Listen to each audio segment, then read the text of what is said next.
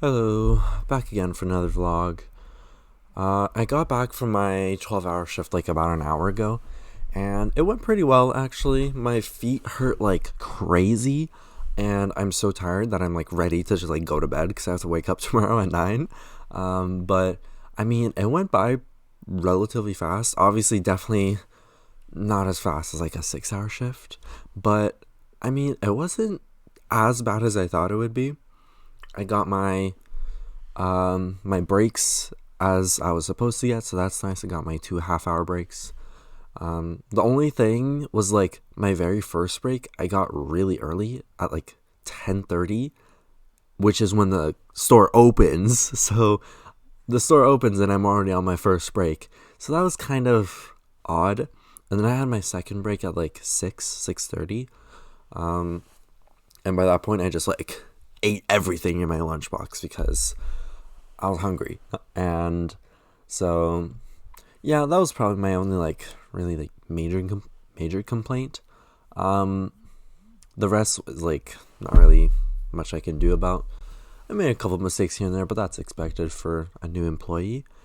I'd say overall I did pretty well. Today I did register for the front counter. And that was like the majority of my shift. It was like seven. No, it was more like 10 hours of that. And then I did like 2 hours of bagging. Um, I think that the front register is pretty easy. There were a couple instances where I was like, okay, this is getting complicated and I don't really know what to do.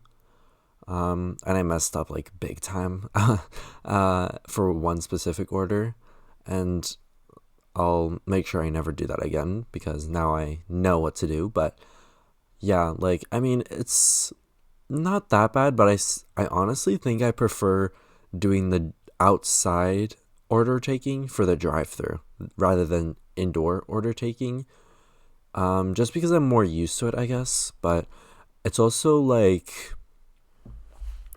for me, it doesn't feel as stressful, oddly enough, doing the outside order taking compared to the indoor order taking because you do not have to make drinks if you're outside and you're taking orders. You just do the order and then the payment. Whereas if you're doing the front counter, then you also have to make the beverages. So that can be quite annoying sometimes, not gonna lie, especially if it's like a large order. So that's one of the main reasons I prefer doing the outdoors, even though it can be quite annoying sometimes having to carry like an iPad and like a bunch of different stuff on you. I honestly think I prefer that over having to do all the beverages for every order. But honestly, it's not that bad. Like I'm honestly okay with doing both. Like they both have their advantages and disadvantages. And then I did bagging, which now that I have more experience with it, it wasn't as bad.